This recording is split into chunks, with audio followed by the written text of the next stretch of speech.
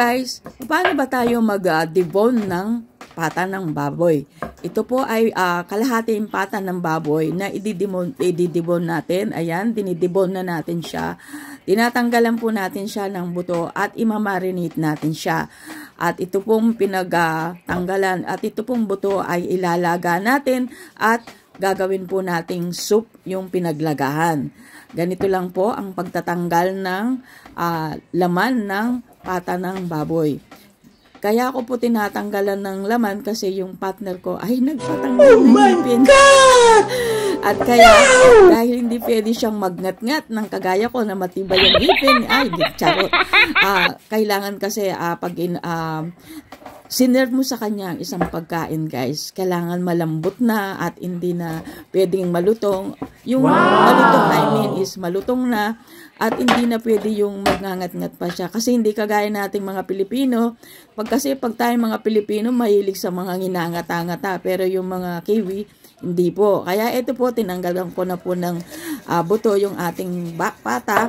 Pata po siya ng baboy at lalagyan natin siya ng granules garlic. Lalagyan natin siya ng oyster sauce at paprika, black pepper at garlic herbs. Ika nga. Pagkatapos po, spread po natin yung lahat ng nilagay nating seasoning at nilagyan ko po siya ng slice of yung pong pinaka-beef steak. Iyan po ang pinakapalaman niya.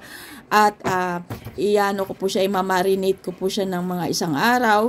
At pagkatapos, ibabalot ko siya sa aluminum foil later on. At ito naman pong natirang dalawang slice ng beef steak, ganun din po. Imamarinate din po natin yan.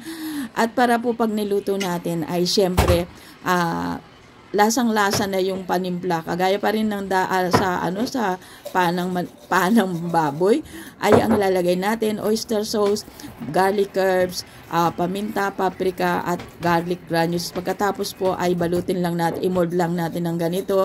At pagkatapos po ay ilalagay natin siya sa aluminum foil at pagkatapos ay ilalagay po natin siya sa ref. Para po pagka po niluto nyo po yan, guys, ay sinipsip na po niya yung kanyang ingredients at malasang-malasa na pag iyong niluto yung beef steak mo.